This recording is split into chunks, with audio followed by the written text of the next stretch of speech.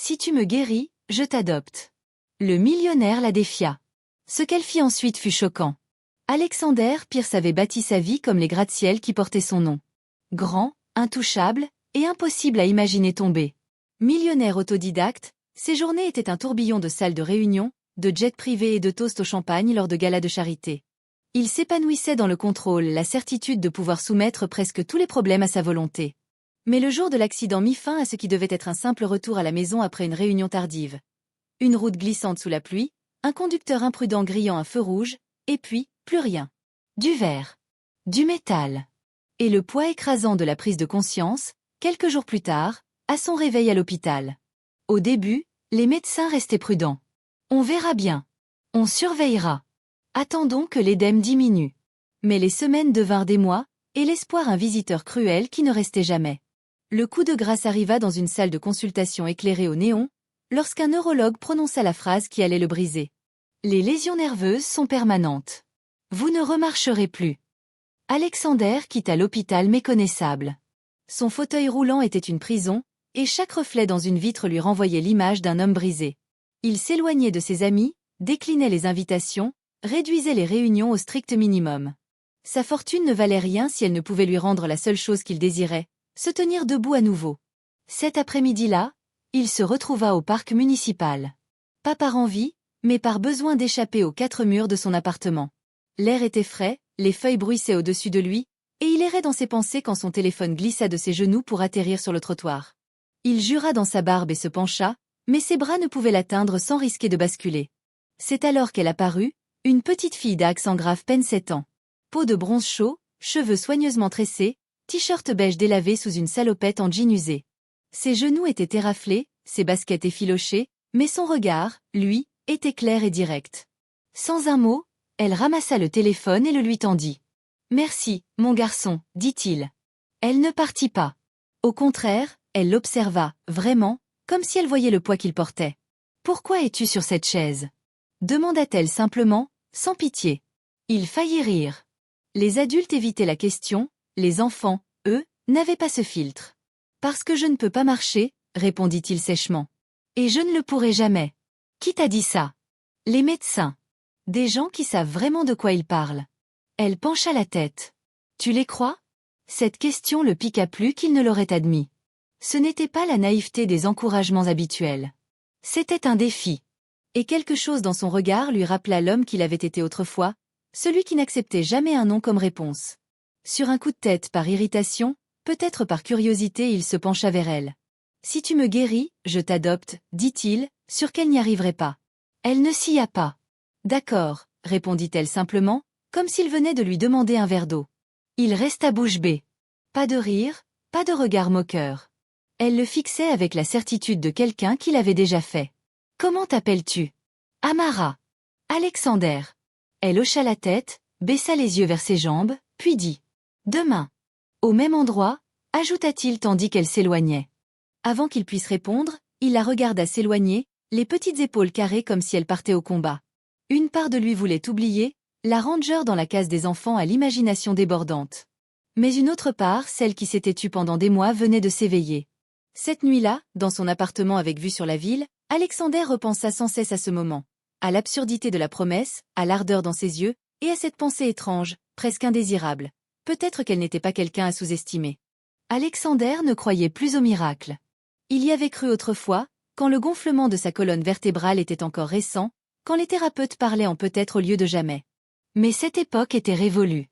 Alors, quand Tamara arriva le lendemain matin avec un sac en plastique rempli de bandes élastiques trouvées en friperie et une pile d'exercices photocopiés à la bibliothèque, il ne s'attendait à rien d'autre qu'à perdre son temps.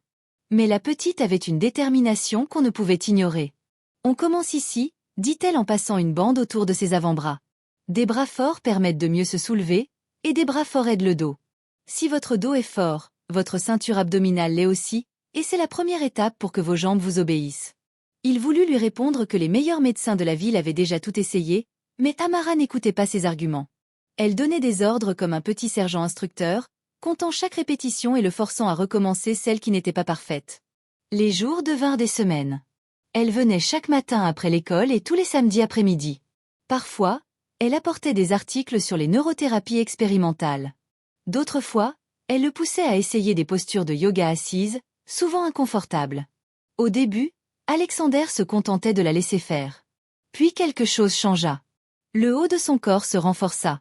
Sa posture s'améliora. La douleur dans le bas du dos recula, juste assez pour qu'il le remarque. Un après-midi, Amara le convainquit de la suivre à contre-cœur jusqu'au centre communautaire à 2 pâtés de Maison du Parc.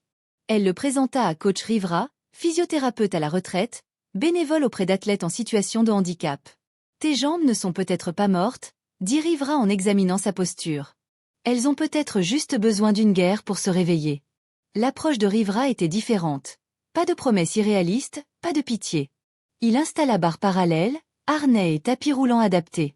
Il ne travaillait pas sur la marche, mais sur la mémoire motrice du cerveau. C'était épuisant, des heures de micro-mouvements, de stimulation électrique, d'exercices de résistance qui le laissaient tremper de sueur. Ce n'était pas un miracle. C'était la science, alliée à une obstination sans faille. Amara devint son ombre. Elle célébrait chaque minuscule victoire, un tressaillement d'orteils, un frémissement de sensibilité. « Tu vois ? Ils écoutent », disait-elle en souriant. Les mois passèrent. L'homme qui passait ses journées à contempler la ville derrière ses vitres comptait désormais les répétitions, mesurait ses progrès en centimètres plutôt qu'en foulée. Pour la première fois depuis l'accident, Alexander pensait à l'avenir. La percée arriva un matin de printemps, inondée de lumière. Dans la salle, attachée aux barres parallèles, Alexander sentit le regard d'Amara au bout du chemin, les bras croisés, le même sourire déterminé qu'au jour de leur rencontre. « Très bien, Pierce, dit Rivera. Appuie sur tes bras. Contracte ton tronc. Quand je dis « vas-y », bloque tes genoux. » Les mains crispées, les bras tremblants, Alexander engagea ses abdominaux. Et puis, comme une porte récalcitrante qui cède enfin, ses genoux se redressèrent. Il était debout. Pas longtemps, pas parfaitement, mais debout. Ses jambes vacillaient sous un poids qu'elle n'avait pas porté depuis plus d'1 an. La sueur lui piquait les yeux. Son souffle se coupa non pas à cause de l'effort, mais à cause de ce qu'il ressentait. Le triomphe. Amara le regardait, les yeux brillants. « Je te l'avais dit », murmura-t-elle, comme un secret entre eux. 10 secondes plus tard, ses bras lâchèrent et Rivera le remit doucement dans son fauteuil. Tout son corps tremblait, mais son esprit flamboyait. Les médecins avaient eu raison sur les dégâts.